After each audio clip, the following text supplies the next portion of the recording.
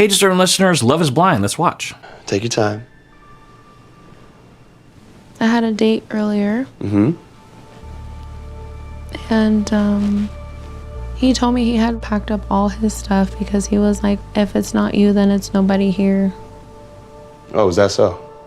Okay, so to catch you up, Marshall just got done telling Jackie that he loves her. I think Jackie might have reciprocated on some level. And then Jackie has a pause. She starts to cry, and she tells this story about how someone else wanted to be with Jackie, and that Jackie told this other guy that she wanted to be with Marshall, and so the guy left. And I've heard another mention of that. I don't remember hearing that in other seasons, that there was that option.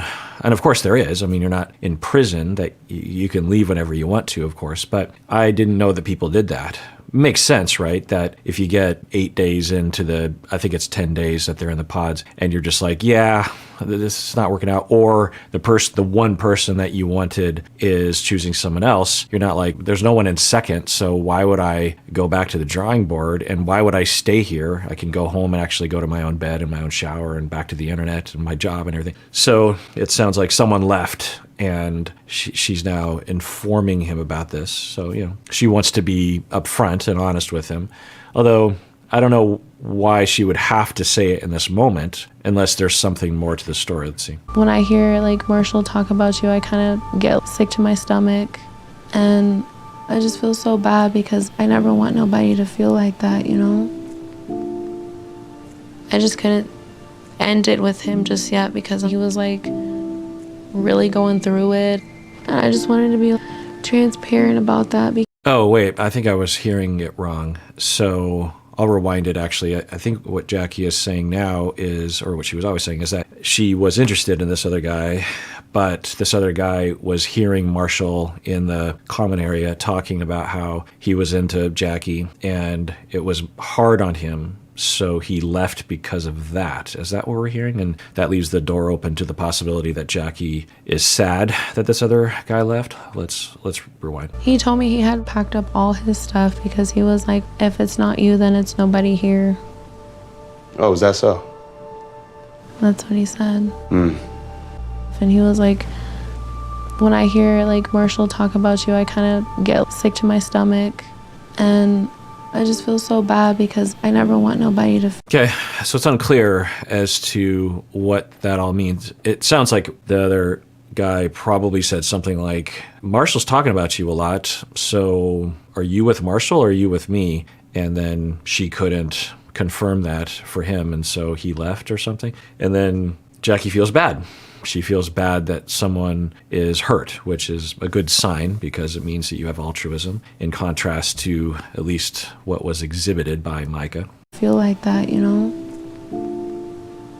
I just couldn't end it with him just yet because he was really going through it.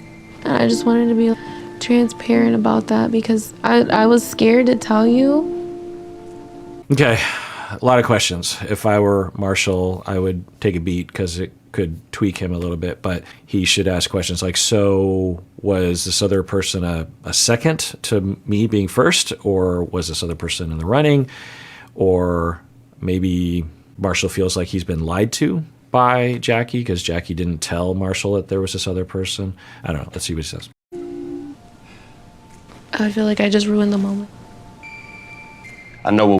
Well, yeah, I mean, you definitely changed the moment. I don't know if ruined is the word, but it was an odd time to bring it. But I could see it, right? For her, it's been weighing on her. And so as he's professing his love, you could imagine her just like, oh, I can't really be fully present without telling him what I'm going through. A little tip when you go through things like this, if you're in Marshall's position, well, really tips for both sides. If you're in Marshall's position, take a beat, ask questions. Don't jump to conclusions. Don't act rashly. It's important to clarify because you might be hearing something that's different than what the person is saying. Or there might be other information that might change how you feel one way or the other. If you're Jackie, talk more.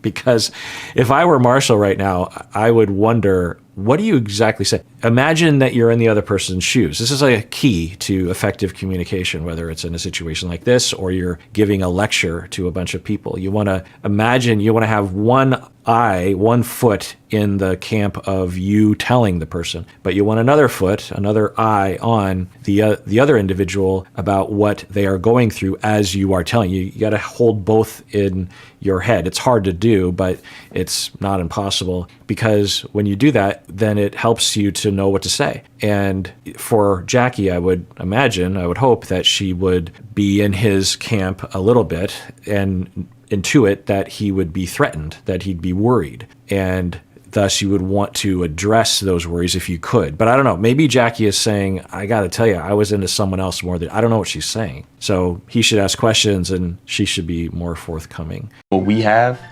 but you're bringing this up for a reason, because you do feel connected to this person.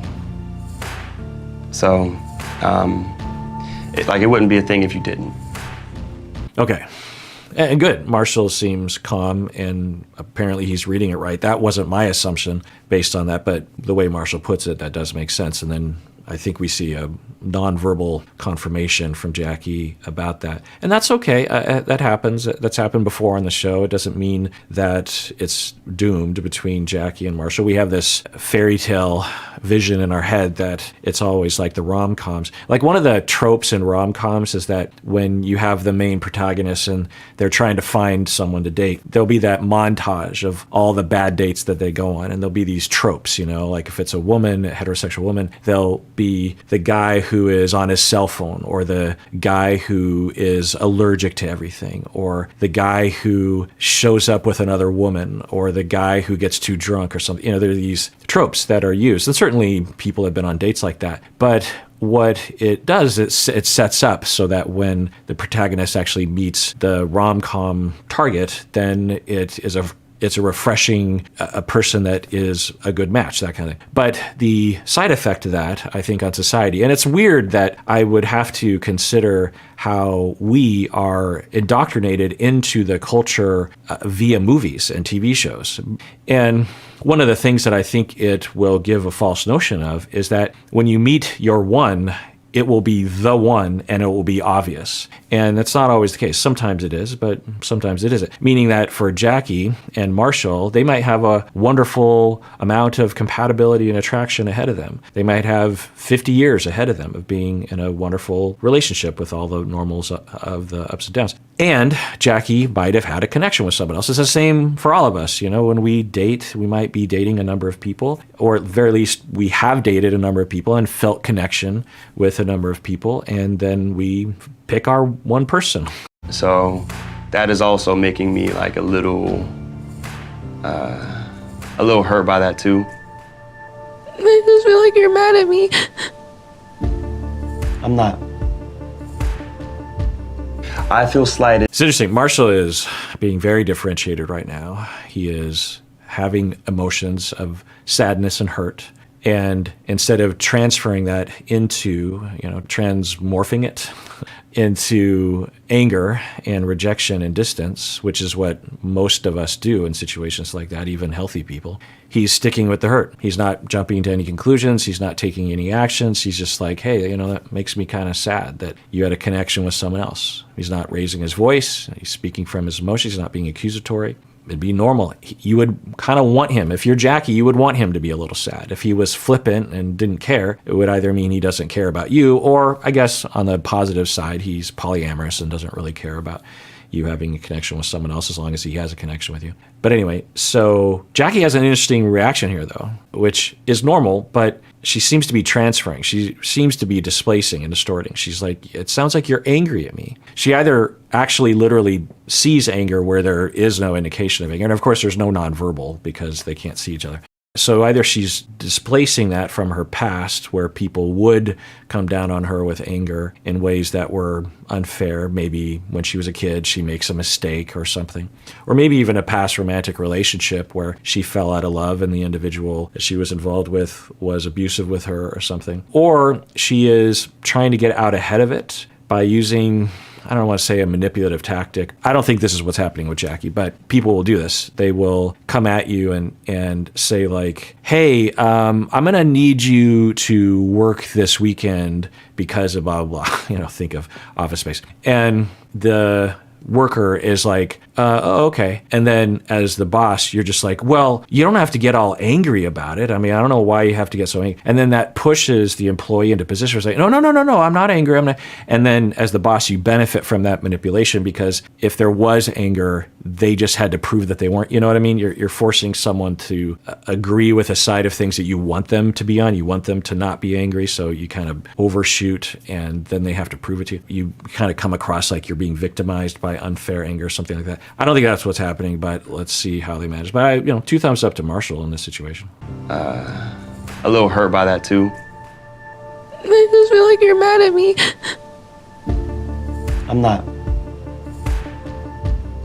I feel slighted that someone has been listening to me bare my fucking soul for days. And they're talking about, oh, I'm packing my stuff up.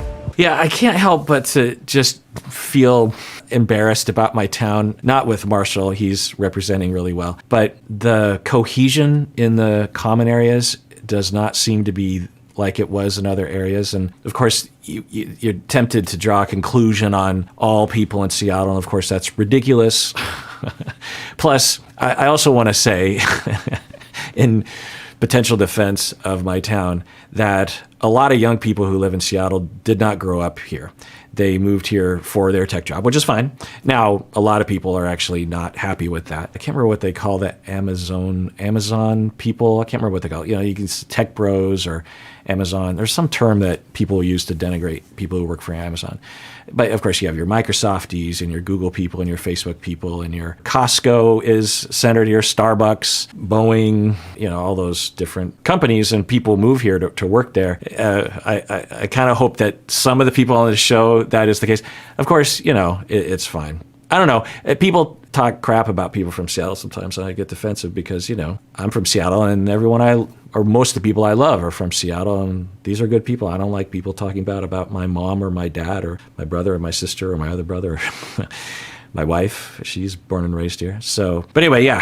So Marshall is talking about how in the common area, he is saying like, oh, so not only am I kind of threatened or sad that you had a connection with someone else, but now I'm learning that there was some other guy that was eavesdropping and not telling me. I mean, because we've seen other people on the show where they'll just be like, hey, I'm kind of into that person too. I don't want to cause a thing, but this is awkward. But I don't want to create some sort of rivalry or some kind of anger between us. That'd be hard to do, though. I mean, even if you were really differentiated, I mean, it'd be really hard to be, at the very least, cordial, right? You'd want to be cordial and acknowledging and not just like quietly eavesdropping and holding a secret against someone. I don't know. It just sounds a little funny. So he's saying that, and let's see how she reacts. Bare my fucking soul for days. And they're talking about, oh, I'm packing my stuff up. I'm going home if it ain't you. Be a man and talk to me. I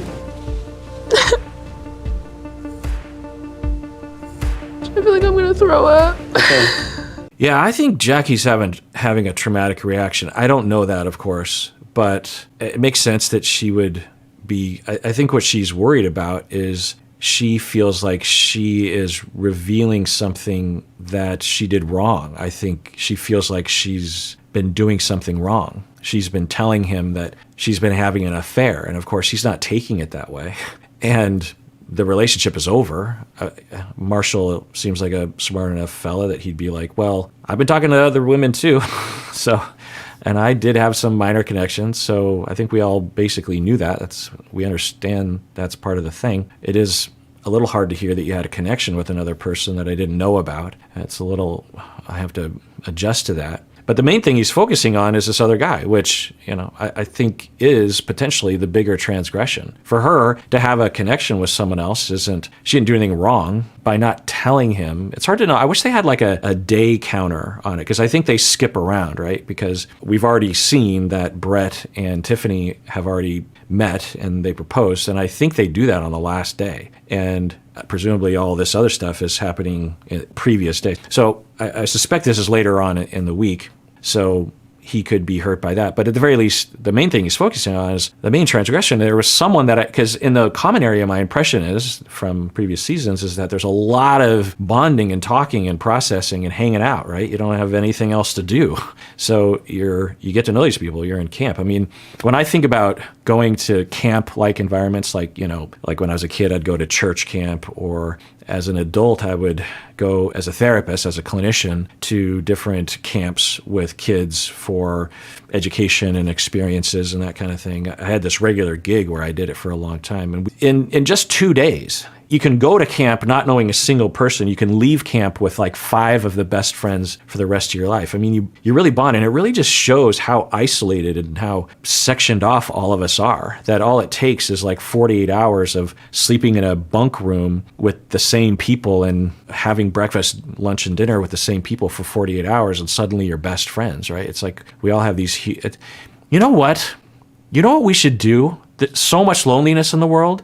I know this stuff. I got chills thinking about this. It almost makes you want to do it. We should have this for adults. And of course, they do have it for adults. Sometimes actually at the campground we'd go to, I would get there early and we would see the previous group. And sometimes it was just like one time it was, I don't know, like 40 gay guys. And I was talking with them and they're like, oh yeah, this is a gay adult guy camp that we go to. And we just have fun. We like play games and we have dance parties and we're just out in the woods and we go on hikes and, we see each other once a year and it's just this blast. And anyway, so if you were looking for friends, maybe even possibly dating, I don't know, but at the very least friends, and you get a bunch of people. Instead of going on a weekend vacation, you actually go to these camps. There are people that run games and activities and make connections, and you have icebreakers. You're probably going to leave with some good connections, or at least networking, right? I know that there are stuff like this, right? There'll be like a convention in Vegas, but there really is something different about camp, sleeping in a bunk room. Maybe you would be like, no sex stuff. I mean, not that it's against the rules, but it's not the expectation. Because, of course, that would be the concern for people. It's like, am I going to have to get naked with people? Or something? You just want it to be light and fun and safe. And maybe there's a different camp for all that other stuff. And that'd be great, too, I suppose. But where you just safely know, like, I'm going to go here and I'm going to meet friends. And you could become friends with people at camp that you never would have become friends with earlier, because first impressions would just turn you off. So anyway, how did I get on that topic? Anyway, so yeah, Marshall's like, hey, I thought these guys were at least being honest or cordial, and I'm now finding out that I was being essentially lied to by omission, and people just stop lying. If you're the other guy, just go to him and say like, hey, I just want to let you know I'm into Jackie too, and I don't know what we're supposed to do about that, but I overheard you talking. It just feels like I'm lying by omission if I don't at least just tell you. So, yeah. But Jackie is having one, she puts the thing over her head, so that is, I'm ashamed. Then she's like, I feel like you're mad at me, when he wasn't exhibiting anger at her at all. Now he's starting to ramp up toward this other guy. You could argue that he is passively angry at her through this other guy. He is raising his voice a little bit. Not much, obviously, but a little bit. It's not at her. And she doesn't have the benefit of the nonverbal, but at least the way they're editing it, I would say that she is reading into it. And so she's now having a physical somatic reaction to the stress and the worry of him being angry. And, that points to trauma. A lot of people that I've treated have had trauma around an angry parent, a parent who was angry a lot and would abuse the kids, or at the very least would be verbally abusive and scary. And people will have elaborate defenses to people being angry. It's a common enough thing where I don't know, I can think of a dozen clients off the top of my head that I've treated recently with this issue, where someone had a parent like that. And sometimes it's not overt anger from parents, but it's angry implications. So the parents might not be classically angry and abusive and yelling and screaming and breaking things, but they might be highly punitive in a very rejecting and scary way to the child. Like they might say, I'm going to put you in timeout for 2 days, and they're 4 years old, and the child is terrified of being left alone for 2 days. The parent isn't yelling, but the punishment style is so rejecting and scary and over the top that it is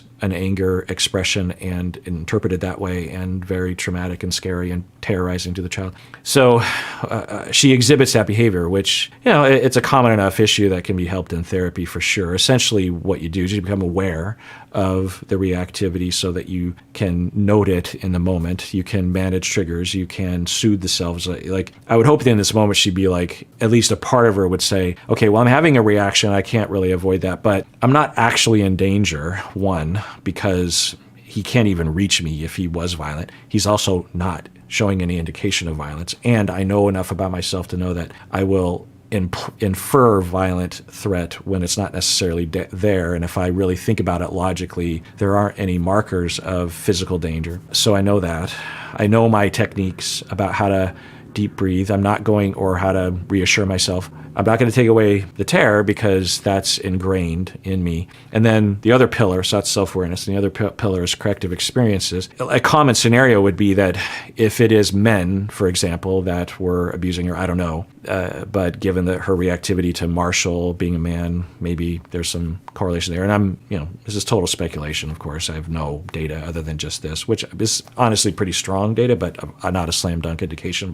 But that she would seek out a male therapist who would indicate, in the long span of the relationship, there would be the potential for mild disapproval-ish from the therapist. At the very least, she might distort that. She might project that. And then she would have a reaction like this, and then the therapist could prove to her over and over and over again that he's not angry, and that even if he was, and I've done this work, that I'm not a threat. One of the key things, corrective experience-wise, to help people with traumas in this category is anger does not mean danger. And that's a very hard thing for some people to uncouple, because that was always the case when they were growing up. If they had an angry parent, it meant very, very bad things for them. But anger is fine. And often the abused person will even suppress their own anger, or they had to because they couldn't strike back because that meant more abuse. So anger is something that is very threatening and very denied and very distorted. So getting used to anger, having anger in your partner can be disapproving of you. They can be angry at you. That's okay. It happens all the time. If you are not getting angry at your partner, something's wrong. Anger is a normal part of life. Your partner's going to piss you off sometimes. They're going to annoy you. They're going to frustrate you. That's all in the anger category. But anger is not a behavior. It's an emotion.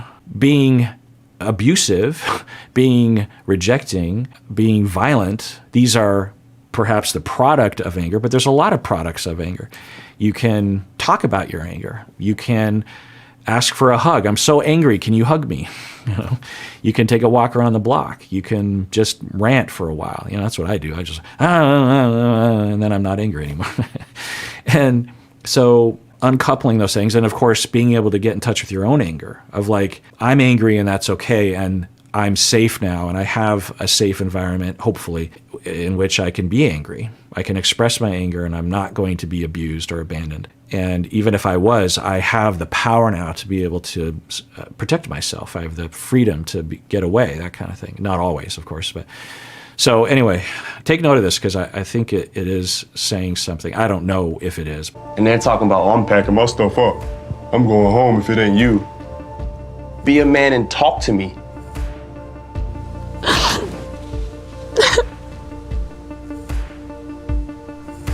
feel like I'm gonna throw up. Okay, head back to the lounge.